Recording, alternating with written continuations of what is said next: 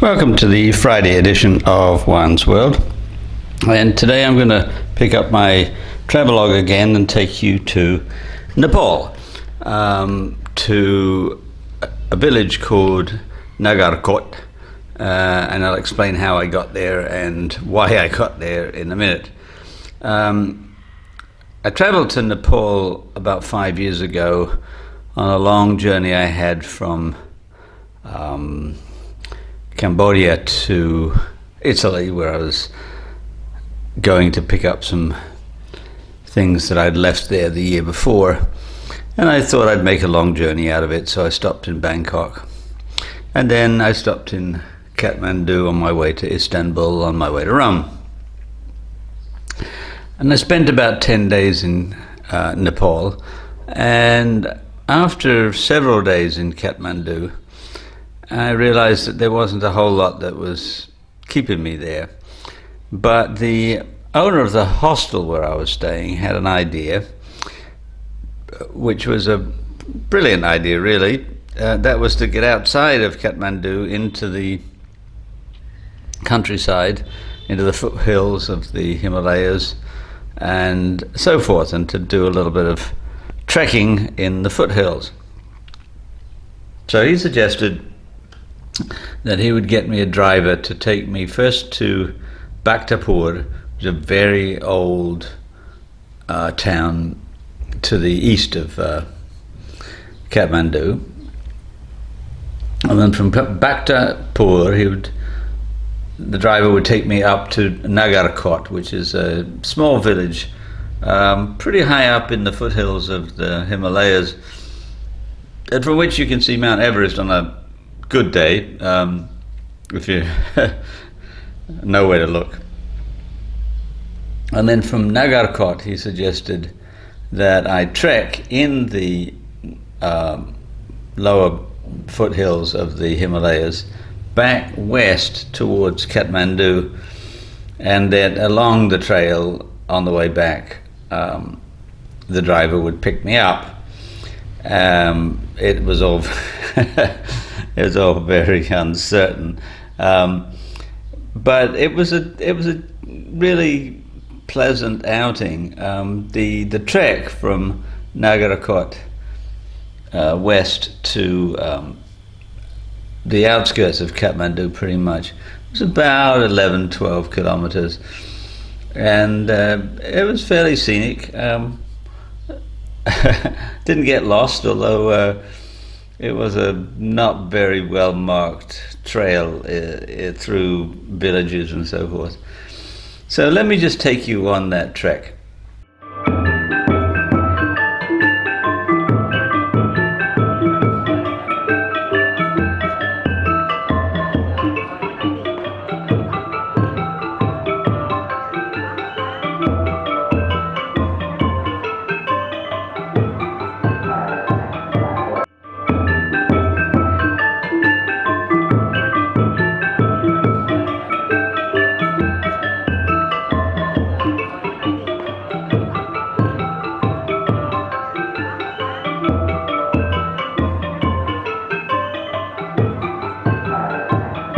Now, this trip was in 2018, I believe, and in 2015 there had been a disastrous earthquake in Nepal called the Gorkha earthquake, very severe. About 9,000 people were killed and many thousands were injured and dispossessed, and more than 600,000 structures in Kathmandu and the surrounding area were either damaged or completely destroyed. And they were just beginning to put it all back together again when I was there. So road travel was not all that easy because a lot of the roads had been torn up and were hard to traverse. And in fact, there were parts of the journey, both out and back, in which I could have walked faster than the car drove us.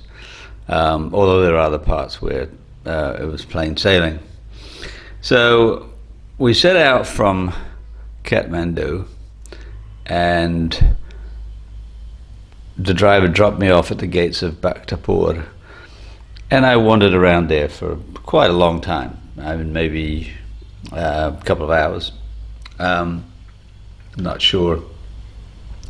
And I'm not really going to show you too much of that, because the main point of this video is the trek from Nagarkot back towards Kathmandu. So we journeyed up and up and up and then up some more, and eventually landed at a hotel in Nagarkot where the driver said goodbye and left me to my own devices, which included, among other things, just finding where the path was that I was supposed to take. It wasn't really very well signposted, but I wandered around the town for a while, and in fact found a restaurant owner who was very friendly and told me a lot about the area, the improvements in roads in theory by the Chinese, and the One Belt One Road initiative, and talked about how tourists didn't really come to that area, but they were hoping to get more, but he wasn't happy with it because it meant that there was going to be more pollution, more like just general rubbish thrown in the streets and whatnot. But he was very happy to speak to me, even though I was a tourist. And then I spent the night at the hotel, and next day got on the path west. And at first it's just this almost unidentifiable path. In fact, in a couple of places a few kilometers out from Nagarkot, the road seemed to fork, and I would take one fork in preference to the other, and then it would be a dead end, and I have to go back and retrace my steps and go on. But as I got outside of any kind of environs of Nagarkot, there were little villages along the way. There were plenty of farms, rice farms, terraced, because we're in the mountains and they need to make the terraces so that the rice paddies can hold water. I saw people working in the fields. I saw people just in their houses, and they would wave and say hi. And sometimes they would ask me, like, where am I going? And I would explain, and they would say, okay, you're on the right road. So I knew that once I was on a fairly well-traveled path, that I wasn't going to get lost. There was GPS available. There was a 4G signal now and again, and I could just look and see, yeah, I'm pretty much in the mountains, as if I didn't know. And I just kept walking and walking and walking. And then at one point I noticed people walking along the same route that I was walking, going the same direction. Women mostly, in saris, looking very well turned out, which I thought was really surprising. I mean, I always think it's surprising when I see people looking immaculately dressed when they're living in what look like dirt shacks. But they were all walking in the same direction, and at some point a teenager came up to me and said, who are you, and where are you going, and blah blah blah. And so we started talking, and he wanted to improve his English, and so I was happy to engage with him, and he explained, oh, we're all going to a wedding. And here it was.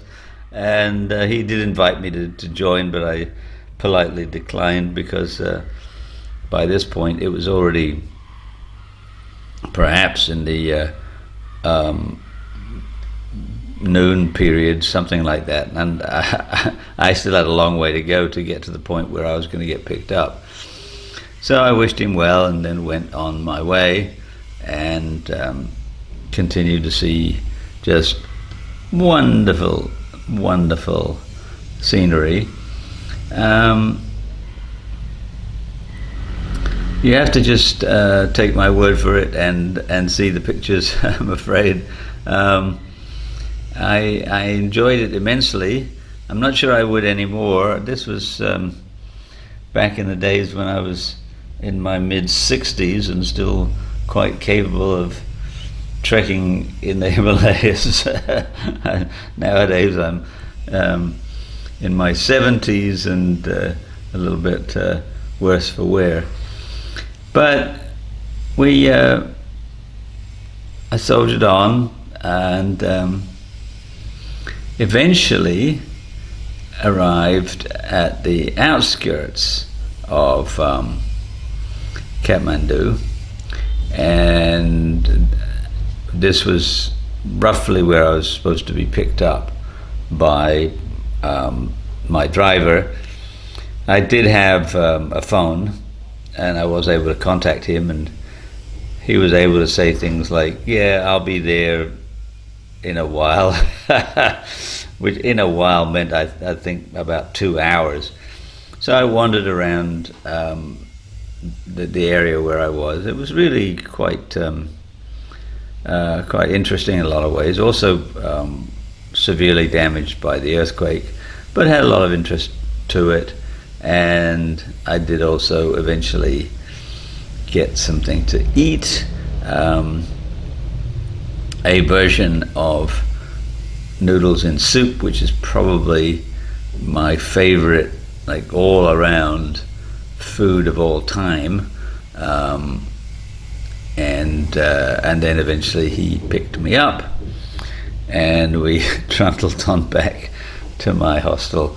I have a feeling that if I'd walked from where he picked me up to the hostel, it would have been a tie as to whether the car or I had arrived first. But I was happy to sit down and just jog along. Once in a while, actually, we had to get out because the car couldn't manage.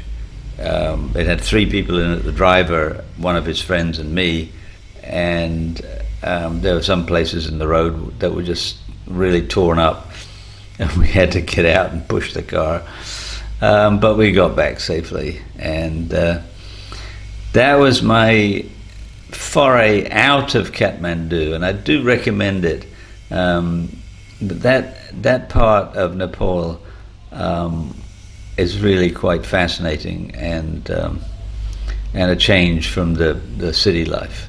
So again, if you like my videos, please tell your friends. Most important, tell your friends. Please tell your friends to like and subscribe. And I'll see you on Tuesday. Not sure whether it's a recipe or more travel, but I will see you then.